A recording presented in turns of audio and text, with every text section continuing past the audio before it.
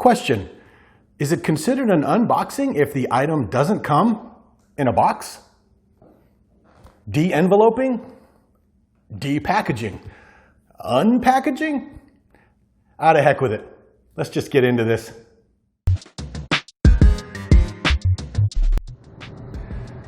All right, welcome back to another episode of Paul's Collectibles. If you are a new viewer, it's good to have you. Thanks for stopping by. Take a look around and see if there's anything else on the channel you might like.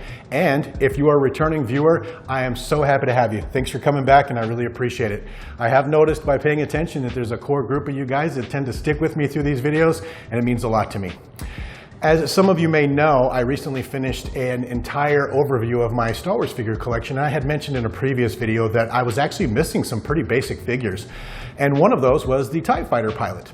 Now, I am currently waiting on a number of products to come in the October-November timeframe from the 3.75-inch action figure line, and I'm kind of in a lull right now. So I had been able to fill the other holes that I had in my collection.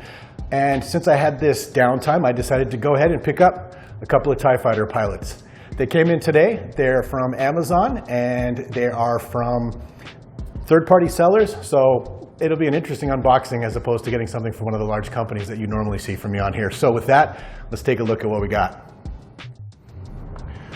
Okay, we'll start with the de-enveloping I talked about earlier. Standard Amazon envelope, nothing remarkable about that. Get the big old blade out again and cut off the top of this.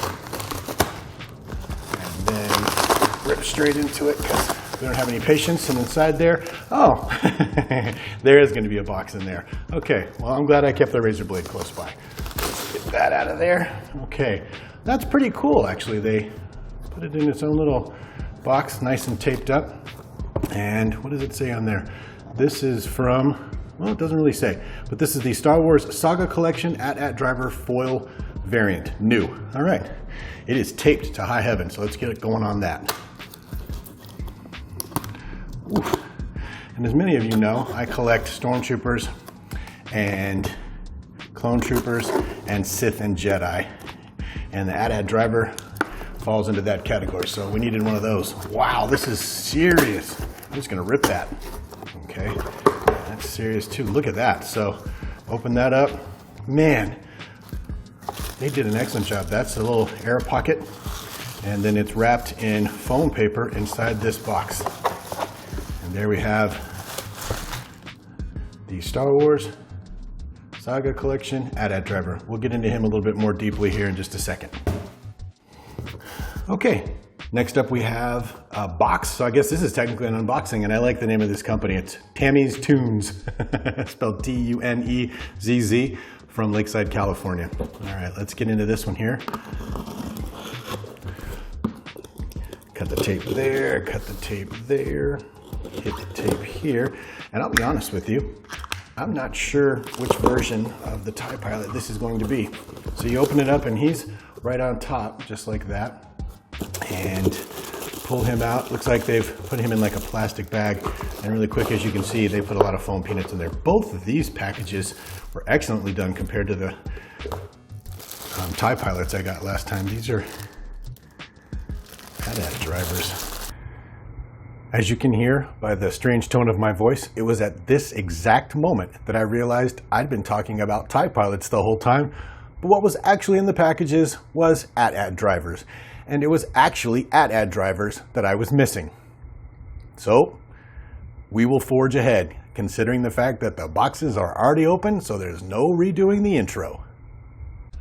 Okay, we'll take a look at the Legacy Collection AT-AT driver first. Both of these, as you saw, came in excellent packages, but as often happens with these older figures, it's been sitting somewhere and the card got a little bent and a little worn, and it's not exactly in the best shape. But, you know, they didn't guarantee that the card was going to be mint, and I'm not too worried about it, so I'm just happy to have the figure. So as you can see, like I said, this is from the Legacy Collection. It's not a bad sculpt at all. The AT-AT drivers, luckily, are pretty simple as far as the helmets are concerned. Comes with his little chest piece there. Got his weapon, and looks like he's got some sort of foot deformity going on, but That could just be the way he's placed in the package. And this is the one that had the exclusive Qui-Gon Jinn and Eopie figure you could get from Episode 1 special offer. And you see the droid factory there, AT-AT driver. And on the back, these were the ones that had the description. It looks like you can take his helmet off, and there's a clone looking guy in there. Got a screen capture from the movie. Gives you a description of the AT-AT driver. And down here on the bottom, there it is. This one has one of the droid parts. So you could build HK50 in that droid factory situation. Next up, we'll talk about the Saga Collection AT-AT driver. This one, the packaging, as you saw, once again, was excellent. They sent it to me in great condition. This one is not too messed up. Down here, though, as happened with these Saga Collection figures and all of this plastic, this has been retaped right here to make sure it stays on. And I believe there's a piece of tape right here too. No, that one actually is, nope, yeah, it's been retaped there. But it looks like the figure is fully intact and came with everything it was supposed to. This has that foil logo in the background, Empire Strikes Back. The foil logo up top tells you what episode he was from. If I can get it in focus. Let's get it in focus. There we go. Empire Strikes Back. And this sculpt looks incredibly similar to the figure we just saw. Once again, AT-AT driver's pretty simple characters too. And then we'll look at the back. Gives you a brief description of the AT-AT driver, Saga number, some other figures that were available in that wave, and this has the hologram figures that came with him. Looks like he's got a pewter stormtrooper almost. So, all right. With that, as I've discussed before, I've got a lot of figures I'm waiting to have come in, and we should have a pretty good flurry of videos and unboxings coming up in the October-November timeframe. But until then, thanks for joining me once again. Sorry about the mess up at the beginning. My old man brain kicked in, but I will see you on the next video.